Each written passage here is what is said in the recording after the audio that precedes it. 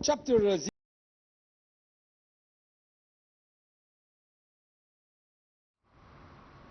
L'Égypte se prépare à un grand moment, à un moment important, celui des élections législatives. C'est un moment démocratique important et évidemment il y a des préparatifs qui se tiennent, que ce soit en Égypte ou à l'étranger, auprès de nos consulats et nos ambassades.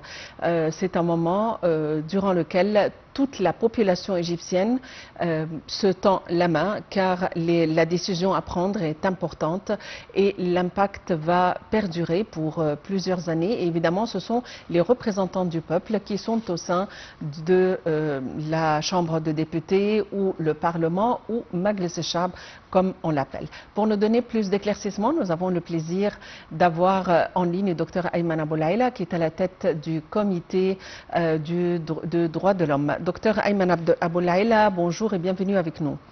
Bonjour. Évidemment, les préparatifs sont en cours, beaucoup de zèle, beaucoup d'enthousiasme et la population égyptienne s'apprête aux nouvelles élections législatives. Comment peut-on parler des élections de cette année au niveau des préparatifs, au niveau des attentes? Vous connaissez que la Chambre des représentants, c'est une chambre très importante pour la vie législative et électorale, parce que cette chambre de représentants, ou Majlis al-Nouab, c'est une chambre qui prend la part de législation, supervision du gouvernement et le budget. Alors, et aussi, il y a des questions parlementaires pour le gouvernement. Alors, c'est une chambre très importante et aussi va envoyer le son des peuples au gouvernement. Alors c'est une chambre très importante. Alors c'est pour ça qu'il y a beaucoup d'importance dans cette élection. Et aussi, je peux te dire que depuis le 7 et 8, ça va être l'élection hors de l'Égypte, le 10 et le 11 dans l'Égypte pour la première section. Peut-être il y a une autre élection, va être deuxième section pour les autres gouvernants. À votre avis, quels sont les enjeux les plus importants pour cette nouvelle session? Quels sont les dossiers les plus importants vers lesquels se tournent les regards des candidats, des nouveaux candidats? Bien sûr, tout le monde va se représenter devant comme candidateur ou candidat parce qu'il doit présenter son programme d'après son parti ou seul, ou va être choisi seul. Alors, vous connaissez qu'il y a deux sections, une liste fermée. Tu dois choisir un papier pour le liste fermée. Tu dois choisir un nombre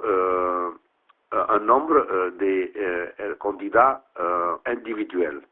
Alors, il va être dans les élections deux papiers, un papier pour la liste fermée et un autre papier pour les candidats électoraux, et ça dépend le nombre de la section qui va être.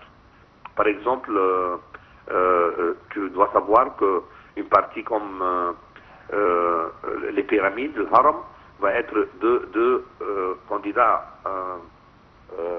individuels et une liste. Alors, la personne doit choisir les deux papiers. Il y a une grande mobilisation. À votre avis, quelles sont les tranches du peuple qui seront le plus concernées par ces élections, sur lesquelles vous comptez? Comme d'habitude, il y a beaucoup de familles en Haute-Égypte qui veulent être représentées comme famille tout le temps dans le Parlement. Et il y a une autre choisie pour les personnes. Il doit être une personne technocrate, une personne qui comprend dans les problèmes de sa partie. Alors, ça dépend parce que ces élections, on a besoin d'un nouveau Parlement. Pour la première session, va être 13 gouvernants, va être choisis. Alors, je crois que l'importance va venir parce qu'il y a beaucoup des choses à faire dans le Parlement cette fois-ci. On aimerait en savoir plus sur les dates et la répartition des élections.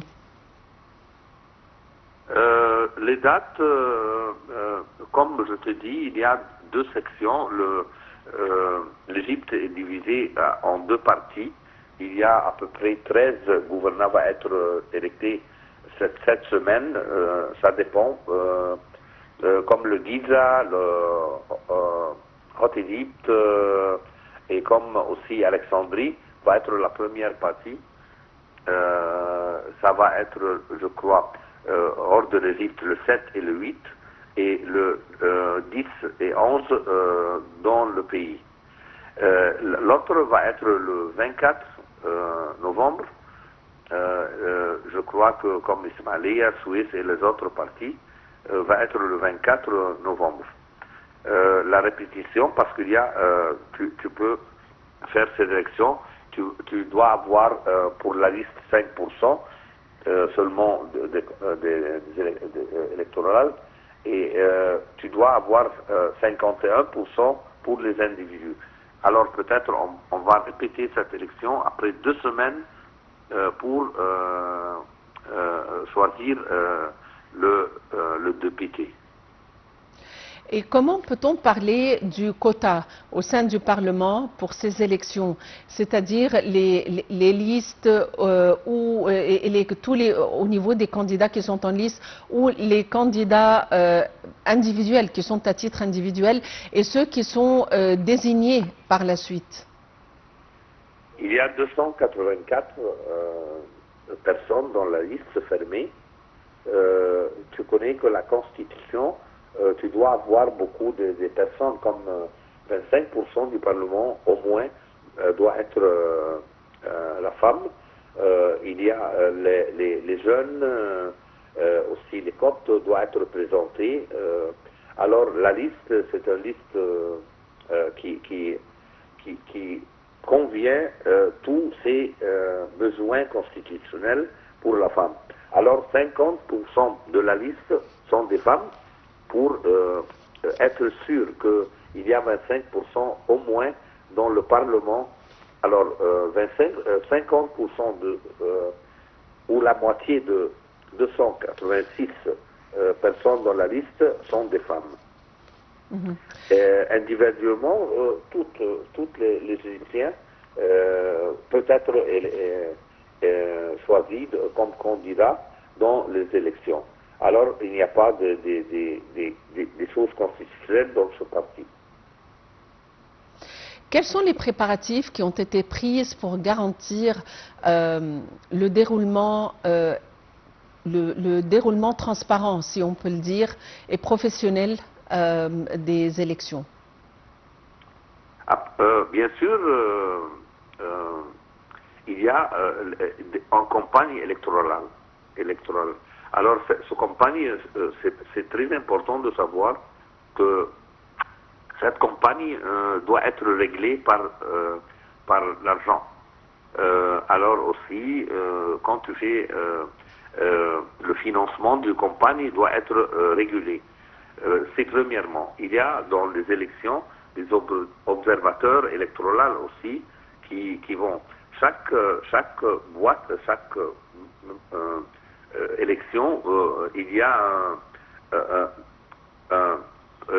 supervision de toutes les personnes et bien sûr un juge va être sur chaque boîte. Les résultats électoraux après ça vont être réglés et observés par tous les candidatures aussi.